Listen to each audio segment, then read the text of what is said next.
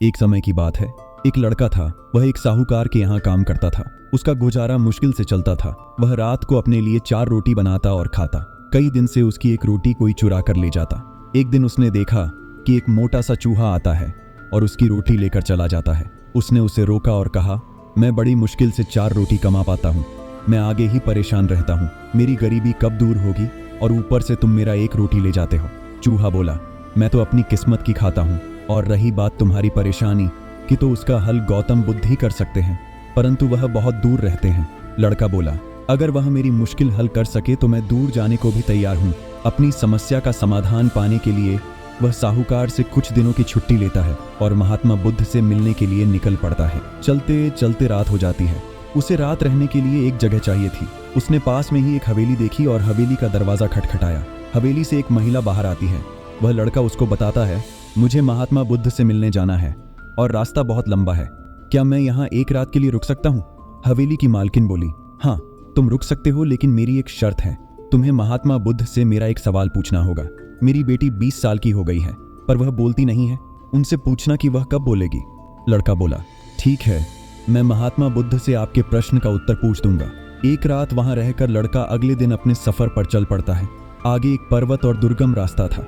वहां एक जादूगर तपस्या कर रहा था। वह लड़का उससे महात्मा बुद्ध तक जाने का आसान रास्ता पूछता है।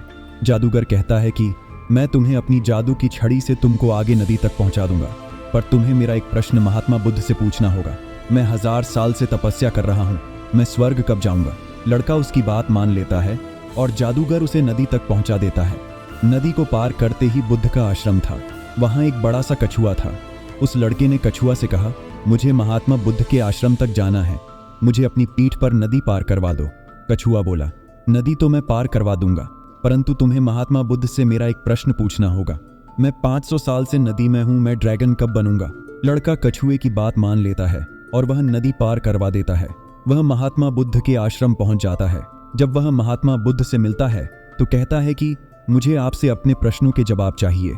महात्मा बुद्ध कहते हैं, ठीक है, लेकिन मैं केवल 3 सवालों का ही जवाब दूंगा। महात्मा बुद्ध देखना चाहते थे कि वह किसके प्रश्न का त्याग करता है। उधर लड़के के मन में द्वंद्व चल रहा था कि मैं किसके सवाल का त्याग करूं। कछुआ 500 सालों से इंतजार कर रहा है, जादूगर 1000 सालों से, गूंगी लड़की 20 सालों से, और मैं भी आर्थिक परेशानी का हल ढूंढने बहुत कठिनता से यहाँ पहुंचा हूँ। फिर वह गहन विचार करता है कि मैं ज्यादा मेहनत करके अपनी समस्या सुलझा सकता हूँ, इसलिए उसने अपने प्रश्न का त्याग कर दिया। उसने गूंगी लड़की, कछुए और जादूगर तीनों के प्रश्न महात्मा बुद्ध से पूछे।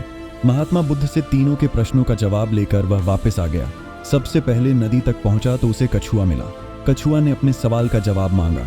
उसने कछुआ से कहा, महात्मा बुद्ध ने कहा है कि जब तुम अपना कवच उतार दोगे तो तुम ड्रैगन बन जाओगे। कछुए के कवच उतारते ही वह ड्रैगन बन गया। उसके कवच से बहुत सारे मोती निकले। कछुआ बोला, यह मोती मेरे किसी काम के नहीं है, इसलिए इन्हें तुम इसे ले जाओ। वह लड़का मोती लेकर आगे पहाड़ी पहुंचा। उसे वहां जादूगर मिला। उसने अपने सवाल का जवाब मांगा। लड़के ने जादूगर से कहा, महात्मा बुद्ध के अनुसार तुम अपनी जादू की छड़ी छोड़ते ही स्वर्ग जा सकते हो। वैसा ही हुआ। जादूगर ने जाते जाते लड़के से कहा, यह जादू की छड़ी मेरी किसी काम की नहीं है, इसे तुम ले जाओ। लड़के ने छड़ी ली और आगे चल पड़ा। चलते चलते वह हवेली तक पहुंचा। हवेली की मालकिन ने अपने सवाल का जवाब मांगा।